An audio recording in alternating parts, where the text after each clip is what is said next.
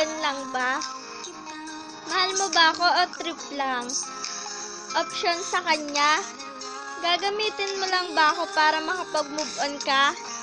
Pagkatapos iiwan din ako pag naka-move on na. Alam ko namang nasaktan ka.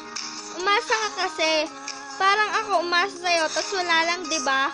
Hanggang magkaibigan lang ba tayo, lalampas pa doon? Oo, mahal kita. Pero malas ko na lang kasi may mahal kang iba.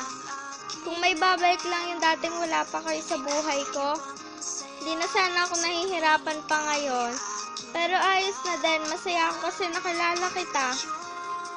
Ikaw yung pinili ko kasi mas mahal kita.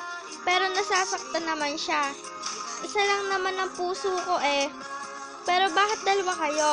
Dapat siya ang mahalin ko kasi umasa ako sa'yo, siya sumali sa akin. Minahal niya ako pero bakit ikaw pa rin?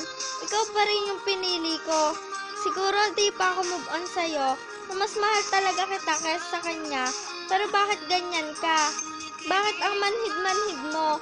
Nasasaktan ako. Magchat-chat ka pero ako naman tong reply agad eh. Ikaw minis bago makapag-reply. Halata naman pa nakatbutas lang ako eh. Sa chat mo pa lang sa akin halata na. Sana naman ma-appreciate mo yung pagmamahal ko sa'yo. Kasi ikaw yung pinili ko. Kaso nga lang, bakit ba ang manhid-manhid mo ha? Nagpapakata nga ako sa'yo dahil mahal talaga kita.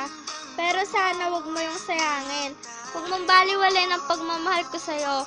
Oo, mahal kita. Pero once na mapagod ako, ititigil ko na to. Susuko na ako sa'yo. Di ko na kaya eh. Sobrang nasasaktan na ako.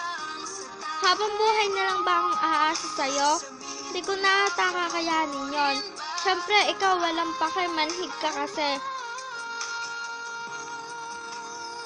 Kahit sobrang nasasaktan na ako, may pag-asa ba?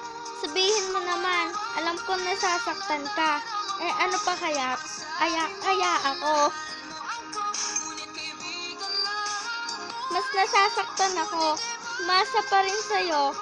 Sabihin mo na kung wala para di na ako naasa.